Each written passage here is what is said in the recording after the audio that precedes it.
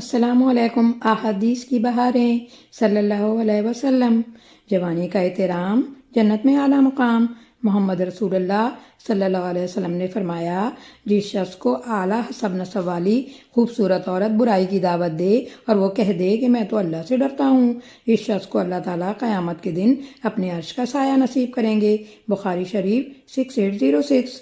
رسول اللہ صلی اللہ علیہ وسلم نے فرمایا، جو شخص کسی مسلمان کی غلطی معاف کرے گا، اللہ قیامت کے دن اس کی غلطی معاف کرے گا۔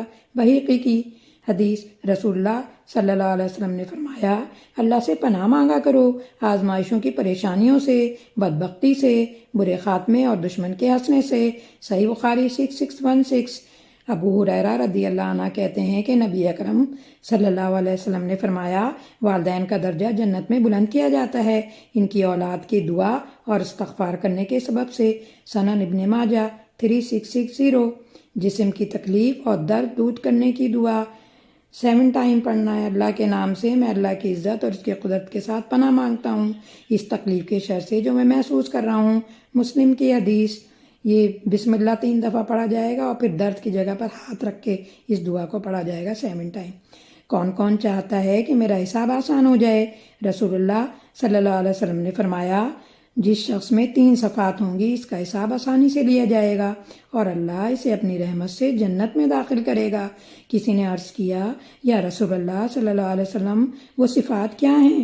آپ صلی اللہ علیہ وسلم نے فرمایا، جو تمہیں محروم کرے اسے دو، جو تم سے رشتہ توڑے اسے جوڑو، جو تم پر ظلم کرے اسے معاف کر دو۔ جب تم یہ سب کرو گے تو اللہ تعالیٰ تمہیں جنت میں لے جائے گا۔ طبرانی اور حاکم کی حدیث۔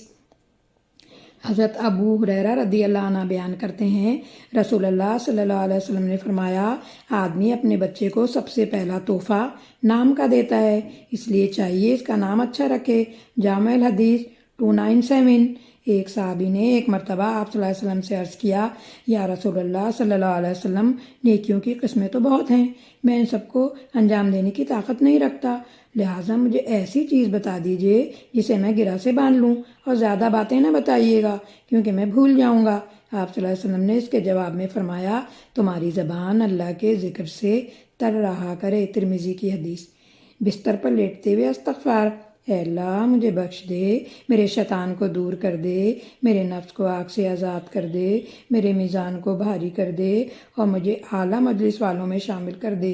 مستدرک حاکم 20262۔ ہر بیماری سے بچنے کی دعا۔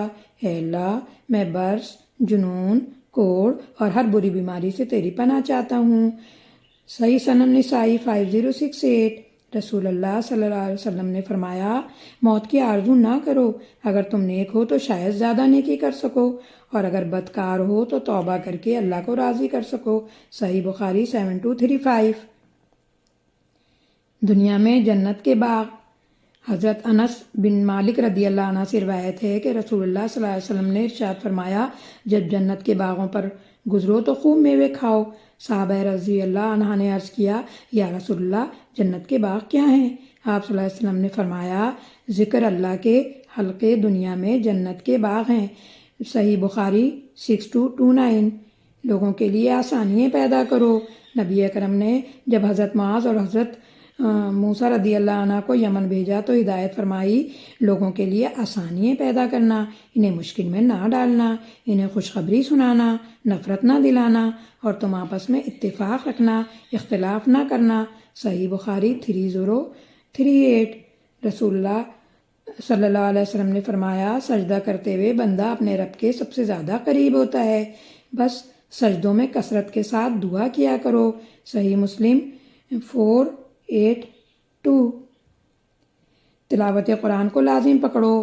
سیدنا ابو امامہ رضی اللہ عنہ فرماتے ہیں، تم قرآن کی تلاوت کو لازم پکڑو اور اس پر عمل کرو۔ کوئی چیز تمہیں دھوکے میں نہ ڈالے کہ بس عمدہ غلاف چڑھا کے اونچی جگہ پر رکھ دیا تو کامیابی مل جائے گی۔ بلا شبہ اللہ اس دل کو کبھی عذاب نہیں دیں گے جس نے قرآن کو یاد کیا اور اس پر عمل کیا۔ سنن دارمی کی حدیث۔ صلی اللہ علیہ وسلم۔